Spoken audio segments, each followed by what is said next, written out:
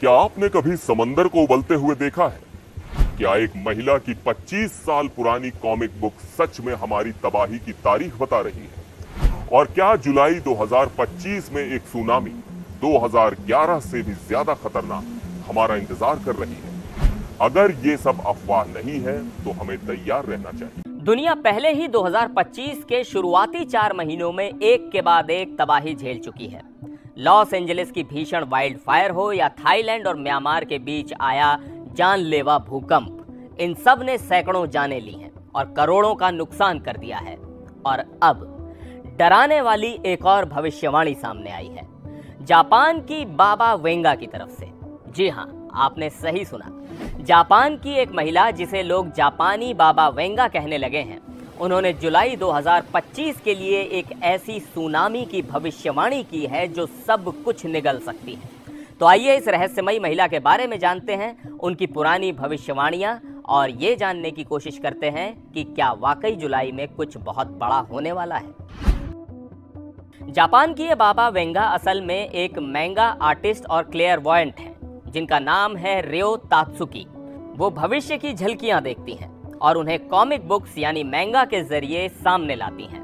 उनकी सबसे मशहूर बुक है द फ्यूचर आई सॉ, यानी वो भविष्य जो मैंने देखा। 1999 में लिखी गई इस किताब में उन्होंने जो भविष्यवाणियां की थी, उनमें से कई डरावनी हद तक सटीक साबित हुई।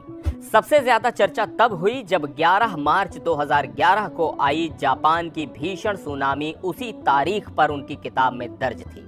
अब सोचिए, कोई महिला 12 साल पहले एक कॉमिक में किसी विनाश की तारीख लिखे और वो सच भी हो जाए।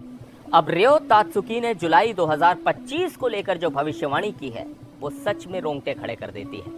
उनके मुताबिक जापान के दक्षिण में समुद्र उबलने लगेगा, वहां से बड़े बड़े बबल्स निकलेंगे और फिर एक विशाल सुनामी उठेगी। ये सुनामी सिर्फ जापान तक सीमित नहीं रहेगी, फिलीपींस, इंडोनेशिया, ताइवान और नॉर्दर्न मारियाना आइलैंड्स भी इसकी चपेट में होंगे। वो कहती हैं कि ये सुनामी 2011 की तबाही से कई गुना ज्यादा विनाशकारी होगी। इस भविष्यवाणी के मुताबिक ये तबाही समुद्र के नीचे ज्वालामुखी विस्फोट की वजह से होगी, जिससे समंदर उबलने लगेगा। अब ये जानना जरूरी है कि रियो तात्सुकी ने पहले भी जो भविष्यवाणियां की थी, क्या वो सच साबित हुई थी?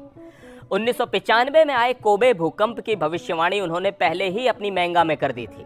2011 की ग्रेट ईस्ट जापान अर्थक्वेक और सुनामी की भविष्यवाणी भी उनकी बुक में थी, वो भी डेट के साथ। इन दोनों घटनाओं के बाद से उनकी किताब को एक तरह से भविष्य की चेतावनी मान लिया गया है। अब सवाल ये उठता है, क्या हमें डर कर बैठ जाना चाहिए या फिर हमें इस तरह की भविष्यवाणियों को एक चेतावनी की तरह लेना चाहिए? सोशल मीडिया पर इस समय ये खबर तेजी से वायरल हो रही है।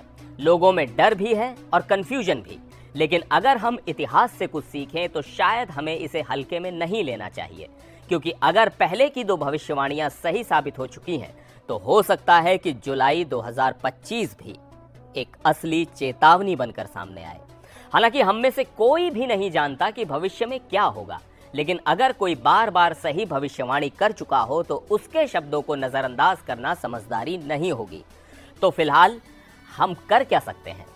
अवेयरनेस, प्रिपेयर्डनेस और सबसे जरूरी विज्ञान और सिस्टम पर भरोसा रखना। लेकिन एक बात तो पक्की है, जुलाई 2025 अब सिर्फ एक तारीख ही नहीं रही, अब ये एक डर है, एक सवाल है और कौन जाने शायद एक सच्चाई भी। अगर आप इस वीडियो को यहाँ तक देख चुके हैं तो कमेंट में बताइए कि क्या ऐसी भविष्यवाणियों पर भरोसा करना चाहिए। वीडियो अगर